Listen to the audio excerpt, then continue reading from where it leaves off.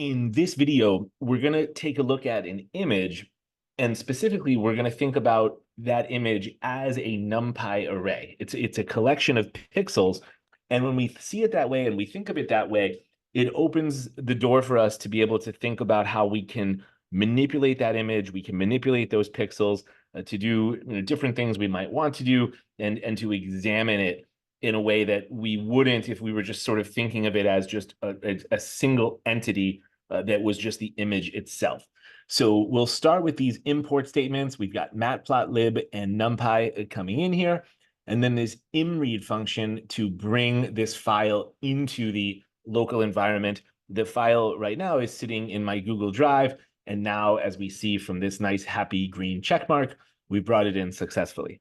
So we might think, okay, well, we're ready to see it. What does this thing look like? Well, what is monument? Oh, okay. Well, monument here. So this is an array, and what we see are these collections of pixel values. So those numbers you see in each of the parts of the array, those correspond to the red, green, and blue values, the intensities for each of those colors in each of those pixels. And in a previous video, we actually talked about that RGB numbering system and how it relates to colors. So we won't go back into that right here. But suffice to say that this is, we're not even seeing anywhere close actually to all the pixel values here, but we're seeing some of them, and we will move on from there. But that clearly doesn't look like an image that we want to enjoy. It's sort of hard to imagine just from a bunch of numbers what it looks like. And as I mentioned, that's not even showing us all of them anyway. Okay, but other attributes of NumPy arrays we can look at here as well, things like the shape attribute. So this is giving us the numbers of pixels. We're getting the number across and then the number up and down. And then also this 3 is there because for each one of those pixels, there are these 3 values for RGB, for red, green, and blue. So that's what the shape attribute is giving us. We can also look at the size attribute and see, okay, this image is definitely, there's a lot going on in terms of the amount of information in the image. And if you're wondering, well, where does that number really come from exactly? Well, let's take a look. Let's take those pixel values, and then remember that 3 at the very end, since each one of them has those 3 color values, and we get this number. So this number of about 36 million plus, where does it come from? It comes from these 3 numbers right here.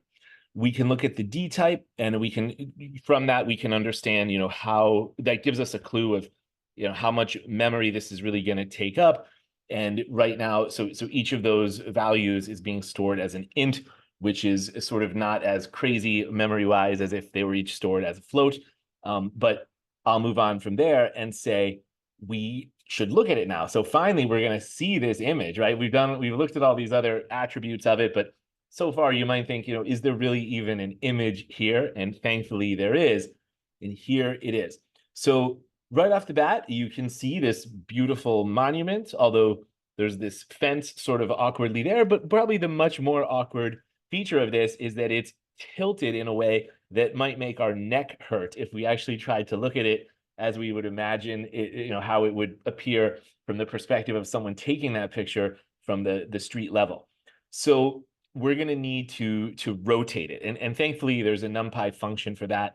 And so the rot90 function is going to turn this image 90 degrees. And from looking at the image here, it would be very reasonable to think, well, why don't we just turn it once? But the reason we're going to turn it 3 times, it just has to do with the direction of the turns. So if we turn it once, it'll just be completely upside down. It can't read our minds to know that we want to turn it 90 degrees to the right, so to speak. So we're going to give it these 3 90-degree turns here, and then we are going to take a look and see, maybe it will just appear in a much more pleasant way, in a way that, okay, here, how about it? So here is the image as it looks from the perspective of someone taking that picture, and now all is right in the world, and we can see this beautiful monument. We can do some other functions we can use to manipulate it. There is an option to flip it upside down, and that is just turning the pixels actually just upside down. We're flipping them bottom over top. And so here we just see this image as it, again, perhaps causing some distortions and some neck difficulties looking at it. We probably don't really like that, but just showing you that we can do it. We can also do like a left-right flip and give us what would really be just like a mirror image kind of look. Let's see how that looks. Wow, okay. Well, there is that view. And it looks a lot like the original one. In fact, it looks so much like the original image, you could be suspicious. No, isn't that the original? But what we'll do, just to prove that it is not actually exactly the original, is we'll pull this up right here and we'll take a look at them side by side. So what you see here is on the left is the what I'll call the original, and then on the right is the one that is flipped, that is the mirror image. And so you can see the distinctions right there. And that is the two images side by side to prove that although they do look suspiciously the same, they are not actually the same image. And from there, I'll say, okay, what if you wanted to modify that further? What if you wanted to get rid of this extra axis information? Because it may be helpful in some ways, and in fact, it's going to be helpful for us when we want to think about cropping and maybe some other adjustments. But in terms of just that immediate aesthetic visual appeal, we may not like it, and we can actually just turn those axes values off, and we'll do that here, and we'll see a bit of a cleaner look for the images. So there it is without all that extra information. And what we'll do is we'll look at one other thing for this video. There's so much more we can return to regarding the ways we can learn from images, information we can extract, and then changes we can make. But the one thing we'll look at for right now is there is that fence. And the fence really was there when we took the image. This image was actually taken by your authors in New York City. And this fence is there because the monument's undergoing some kind of construction. So what we're going to do is we're going to crop just by slicing, and we'll say that we're going here, we've got from top to bottom, we've got over 4,000. So the actual number of pixels is up here 4032. And what we can do is we can say, okay, what if we go from the top down to about 3,800? We'll leave everything else as it is. We won't touch anything else, but we're going to just only use that slice of pixels from top to not all the way bottom, but down to 3,800. Let's see how that looks. And we will see that, okay, we still see the fence. And so that may not quite be what we want. But what I'll do now is use those sort of signposts here.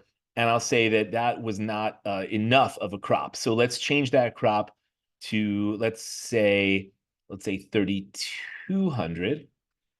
And we'll take another look and see if we like that. Okay, and 3,200. Oh, you know what? There is just a little bit of fence. I almost missed it, but I see the little chicken wire standing up at the top of the fence. So let's just give another little push, and we'll say 3,150. So we don't lose too much image, but we do get the fence out of the way. Let's give that a shot. And all right, okay, that did the job. So a little bit of trial and error went a long way in terms of achieving that.